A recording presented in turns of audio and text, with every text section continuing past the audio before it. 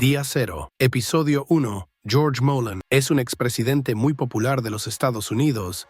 Él es apartidista, interpretado por el actor Robert De Niro. Vive en Hudson, Nueva York, con su esposa Sheila. Tiene una hija, Alexandra, que es congresista, y desgraciadamente su otro hijo falleció hace 12 años. George se levanta temprano por las mañanas, toma sus medicinas, además de hacer ejercicio en su piscina, va a correr con su perro, Ben, a un gran parque cerca del lago. Llega a casa y desayuna, lee periódico, y una escritora política va a su casa porque George escribirá sus memorias en un libro. Anna Sindler es la escritora y tiene una conversación con George. Todo iba muy bien en la plática, pero cuando Anna le pregunta por su hijo fallecido, George rápidamente le dice que él posteriormente le enviará un borrador con sus memorias, y literal, George corrió a Anna de su casa. Cuando Anna se retira, un chofer va por ella, y ya avanzados en el camino, pasa un semáforo y después los teléfonos empiezan a fallar, pierden señal y en los teléfonos aparece una leyenda que dice: esto volverá a suceder. Repentinamente no solo los teléfonos fallan,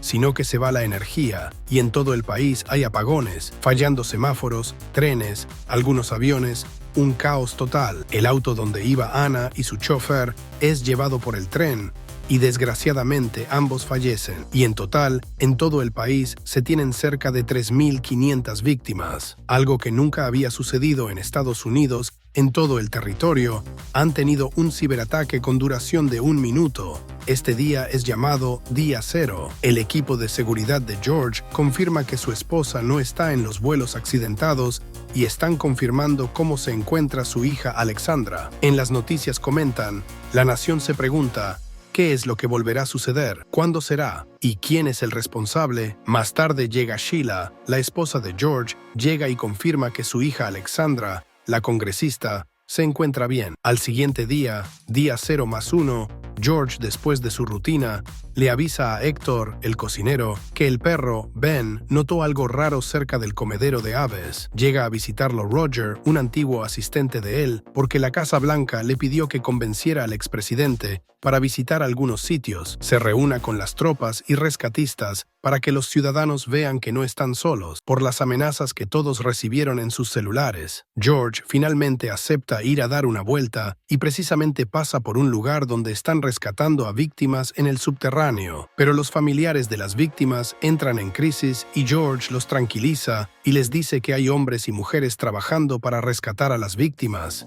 y que quien causó todo quiere que todos entren en caos, que dejen trabajar a los rescatistas y si quieren apoyar o hacer oraciones, lo hagan atrás de las barricadas. Todo este momento es grabado en los móviles y se hace viral a nivel nacional, causando que George entre en el radar de la presidenta de los Estados Unidos, Evelyn Mitchell. La presidenta Mitchell le llama a George para que vaya al siguiente día a Washington. La presidenta recibe a George Molan en la Casa Blanca. Hablan sobre las vulnerabilidades. Día 0 en varios sistemas al mismo tiempo durante 1 minuto. Aparte de los daños causados por las fallas, solamente dejaron el aviso de que volverá a suceder, por lo que crearán una entidad que opere en la emergencia con todos los permisos y la liderará George, porque toda la población confía en él. Después de platicar con su esposa, George finalmente acepta la Comisión Día 0. En el Día 0+3, la presidenta firma la ley para crear esta comisión y George comunica a la prensa la decisión de la presidenta y que con gran humildad y sentido de deber aceptó el nombramiento para dirigirla y que los poderes de esta comisión solo serán utilizados si son absolutamente necesarios, y les promete que hará todo lo que pueda para averiguar quiénes hicieron el ataque y promete también que les harán pagar. Por la madrugada, un helicóptero va a su casa por George y Roger para llevarlos a Manhattan. Antes de subir al helicóptero, George busca una libreta que guarda en su caja fuerte, pero no recuerda la combinación. Debido a que George tarda mucho, piensan que algo le pasó, pero rompe un cuadro y obtiene de ahí la combinación. Al ver la libreta, observa que alguien escribió muchas veces la pregunta ¿quién eliminó a Bambi? George piensa que fue Héctor, el cocinero, quien la cambió, pero al buscarlo encuentra a Wayne, a quien en ese momento desconoce. Su esposa llega y le dice que Héctor se jubiló hace 5 años y que él es Wayne, el actual cocinero, dejando en suspenso este capítulo, pero ahora sabemos que George tiene algún tipo de padecimiento o efecto secundario de sus medicinas.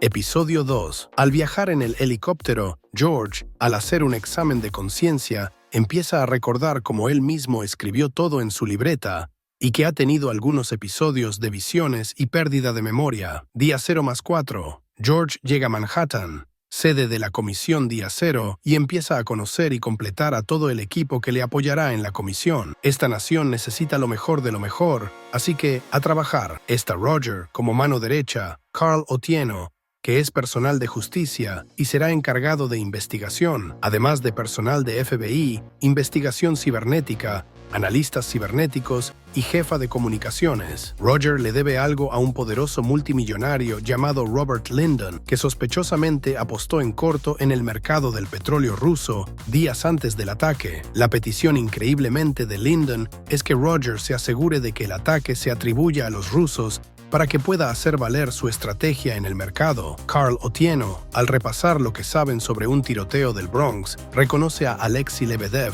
un ruso, pero desconocen la identidad, un hacker fugitivo. Cuando Carl pasa su foto por sus servidores, el reconocimiento facial aparece como restringido. La presidente Mitchell está ansiosa por culpar a Rusia del ataque nacional. La presencia de Alexei en la masacre del Bronx parece la prueba perfecta. Mitchell decide dirigirse al pueblo estadounidense en 48 horas y decirles que está lanzando un ataque cibernético contra Rusia, además de sancionar al país y enviar a casa a una gran cantidad de diplomáticos. George le pide que confíe en él para confirmar datos. Sheila, preocupada por George, solicita ayuda a Valerie Weitzel, antigua jefa de gabinete y amante de George, para que asuma el papel de mano derecha de George en la comisión. Sheila se muestra como una mujer realmente inteligente y sabe en la situación que está George y no confía en nadie. Por eso pide el apoyo de su ex amiga Valerie, porque sabe que cuidará de George. Alexandra tiene una relación clandestina con Roger, además de que Richard Dreier, el presidente de la Cámara de Representantes, la presiona para que sea parte de la supervisión de la comisión. La oposición más fuerte a la Comisión Día Cero proviene del equipo de supervisión y además de Evan Green, que es el principal crítico en los medios de comunicación contra políticos. También la multimillonaria de la tecnología Monica Kidder, la directora de Panoply, que está siendo investigada bajo las leyes antimonopolio, que piensa que la comisión debería contratarla. George usa sus contactos y así la comisión obtiene el nombre de la persona fugitiva. Es Patrick O'Keefe. Patrick declara que no son espías rusos. Confiesa que le dijeron que el malware que causó el ataque solo se publicaría en línea, sin daños colaterales, y lo engañaron. Un ruso busca a Roger y le entrega evidencias, estados de cuenta, de que alguien más contrató al grupo de hackers, los Reapers, para hacer los daños del Día Cero. Carl verifica con Hacienda las evidencias. George pide que llamen a la presidencia, segundos antes de que la presidente Mitchell anuncie el ataque de represalia contra Rusia. Justo cuando George escucha a Evan Green soltar teorías sobre George en la televisión, cuando escucha la frase de Winston Churchill, nunca dejes que una buena crisis se desperdicie. Eso ayuda a George a pensar en una cosa que Nathan le dijo la noche que hablaron, algo sobre el desarrollo de un arma llamada Proteus. En una conferencia de prensa para anunciar los últimos avances de la investigación, George revela, le dice al mundo que el grupo de hackers, los Reapers, robaron un arma llamada Proteus de la Agencia de Seguridad Nacional, la modificaron y la desplegaron. Lo más inquietante, sin embargo, es que Jeremy Lash, de la CIA, le confirma a la presidenta que existe un programa secreto gubernamental llamado Proteus, pero no es lo que George cree que es.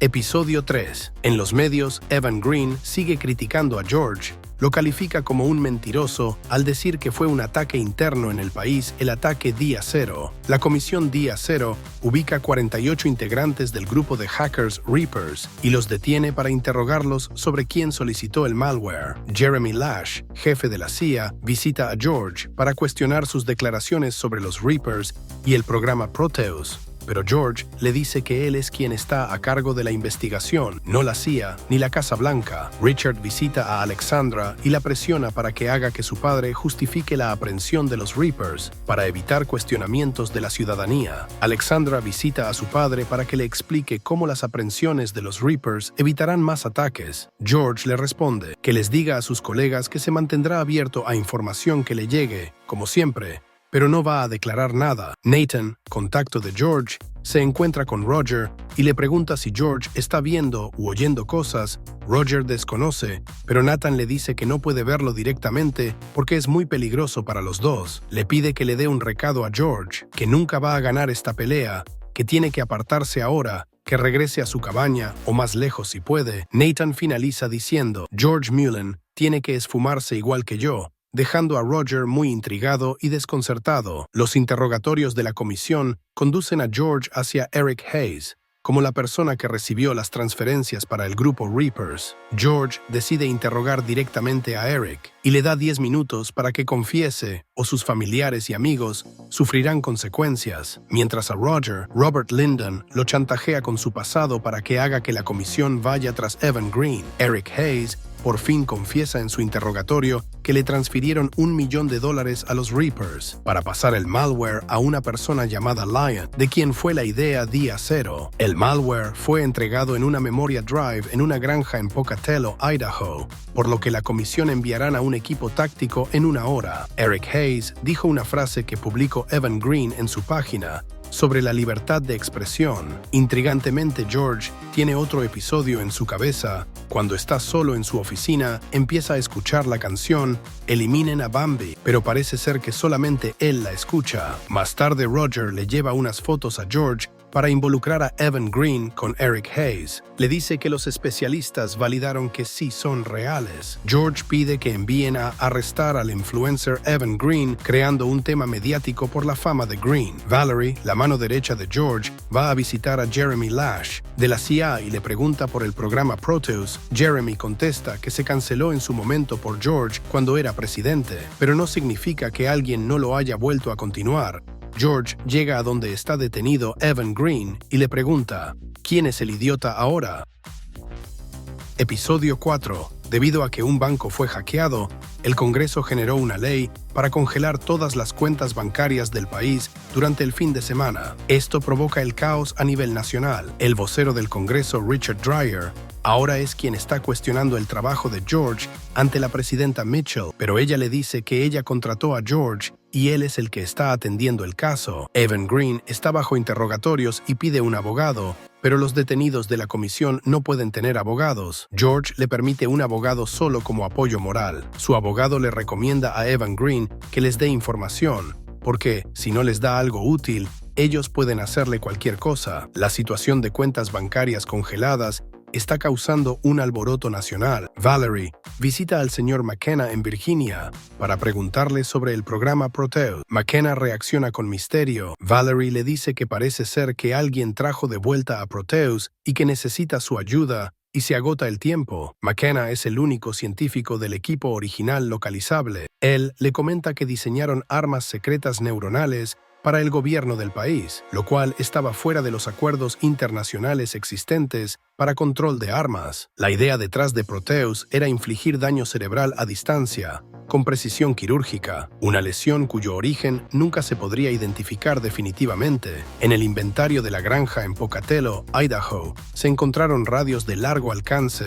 Roger revisa que usaban la frecuencia de 1140 MHz y compra un radio nuevo y empieza a escuchar esa frecuencia. Mientras tanto, en un ambiente de misterio, Valerie le cuenta a George lo que investigó sobre Proteus. Resulta que nunca fue un arma cibernética, es un arma neurológica. Le entrega una hoja en la que indica: en Proteus se puede utilizar microondas, ondas de sonido, luz de alta frecuencia, pudiendo causar demencia, psicosis, falta de sueño, estrés severo, posibles síntomas, cambios emocionales, impulsividad, alucinaciones visuales o auditivas y fallas en memoria. George y Valerie piensan que Proteus puede estar siendo usado contra él. Por lo anterior, deciden que George se quede viviendo en su oficina y no regrese por unos días a su casa. El vocero del Congreso, Richard Dreier, le ofrece a la presidenta que, para cuidarse la espalda, pida la renuncia de George y él entraría a dirigir a la comisión día cero. La presidenta no se queda muy convencida de ese plan. George se reúne con Monica Kidder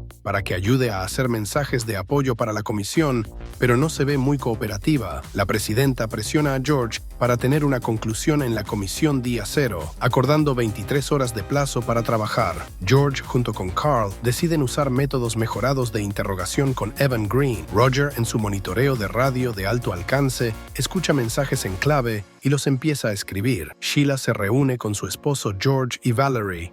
Ellos le enteran de Proteus, así que Sheila quiere que se haga un chequeo para demostrar que está bien.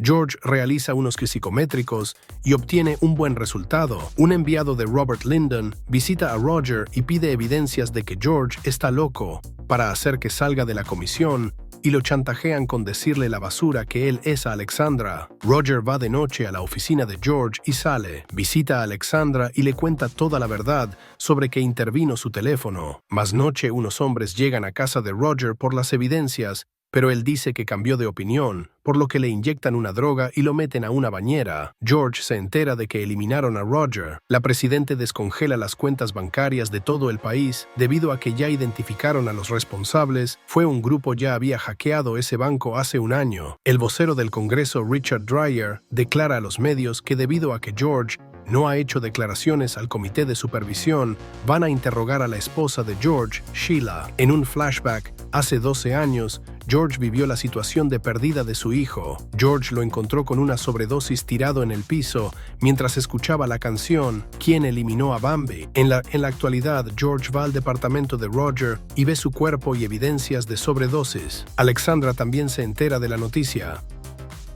Episodio 5. Se libera a Evan Green y los siguientes días empieza a hacer público cómo fue torturado por la comisión día 0. Carl encuentra que las fotos que Roger entregó a la comisión de Eric Hayes con Evan Green era un deepfake técnicamente muy sofisticado. Debido a la presión mediática, George habla para su personal de la comisión día 0. Su mensaje es que continúen trabajando. Están investigando quién causó los daños al país y eso se mantiene así. Sheila tiene un excelente desempeño ante la toma de declaraciones por parte del comité de supervisión. Cuando el vocero Richard le pregunta sobre el estado mental de su esposo, ella contesta, sano. Se realiza el funeral de Roger, George, Sheila y Alexandra asisten. Posteriormente, George le comenta a Alexandra que cuando falleció su hermano no quiso verlo, por eso esta vez quiso ver a Roger.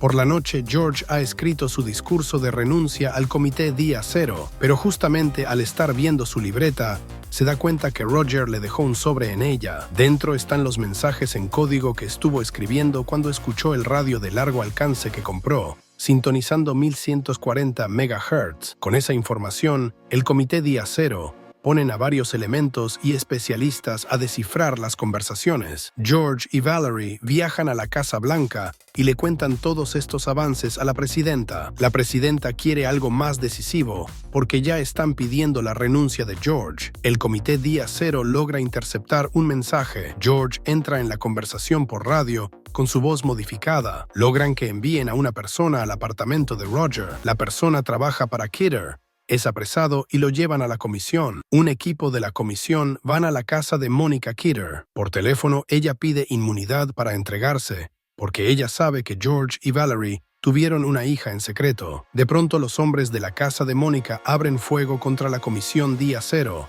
Finalmente consiguen capturarla, pero antes de que pueda testificar, se quita la vida en su celda. Descubren que alguien hackeó las cámaras de seguridad y sustituyó la transmisión en vivo por un video en bucle. Episodio 6. Ahora todos tienen claro que alguien muy poderoso sigue moviendo los hilos desde las sombras. En medio de todo esto, se produce otro apagón tecnológico, pero aún más grave y duradero que el primero. Esta vez no solo es un ataque al sistema, sino una táctica diseñada para provocar el caos y desatar la furia del pueblo contra Mullen. La multitud descontrolada rodea su coche, trata de atacarlo a él y a Sheila, aunque ambos logran ponerse a salvo con la ayuda de Jeremy Lash de la CIA. Una conversación con este hace que Mullen se aproxime a la verdad. Tras unas cuantas averiguaciones, descubren que el verdadero cerebro detrás del ataque es Richard Dreier, el presidente de la Cámara de Representantes y principal rival de Mitchell en las próximas elecciones. Mullen se viene abajo cuando llega a la conclusión de que también su hija, Alexandra, tenía conocimiento de todo lo ocurrido. Ella se excusa con su padre, diciéndole que creía que lo que hacían era por el bien del país, para demostrar la vulnerabilidad del sistema y provocar un cambio. Le dice que nunca pensó que las cosas se saldrían tanto de control. Mullen enfrenta ahora un dilema: cubrir el escándalo para proteger el sistema político y a su propia hija, o revelar la verdad, cueste lo que cueste. Antes de enfrentarse ante todo el país, Mullen decide que quiere conocer a Lily, la hija que tuvo con Valerie hace 12 años. Tras el caos en el que él y su esposa casi pierden la vida, Mullen no puede olvidar lo mal que se ha sentido todos estos años por no haber estado a la altura con su hijo. No puede pasar tampoco el grave error de su hija, y tampoco está dispuesto a renunciar a conocer a Lily, la hija que tuvo con Valerie. Esta acepta que padre e hija se conozcan si Lily acepta. George entra para entregar la resolución, con la salida negociada que Dreyer le ha propuesto horas antes, para que así su hija se libre de la cárcel. Aunque empieza leyendo lo que le han puesto en el teleprompter, Mullen decide a última hora saltarse el guión y hacer lo correcto para Estados Unidos. Contar la verdad, aunque afecte a su propia hija, revela que Richard Dreyer, su hija y otros políticos fueron los responsables del ataque día cero. Mullen se marcha diciendo que ha hecho lo correcto y demostrando que la integridad y la verdad siempre deben prevalecer. A pesar de haber resuelto el conflicto, Mullen sigue sin estar seguro si su deterioro mental es real o si alguien ha estado manipulando psicológicamente por medio de un arma avanzada neurológica. Lo que, si tiene claro, es que ha logrado restaurar la confianza en la democracia y estar ahí a la altura de las circunstancias, ya que siente que se lo debía a su hijo, mientras Mullen se queda viendo hacia el lago, terminando así esta miniserie. Cuéntanos si crees que Mullen fue víctima del arma neurológica.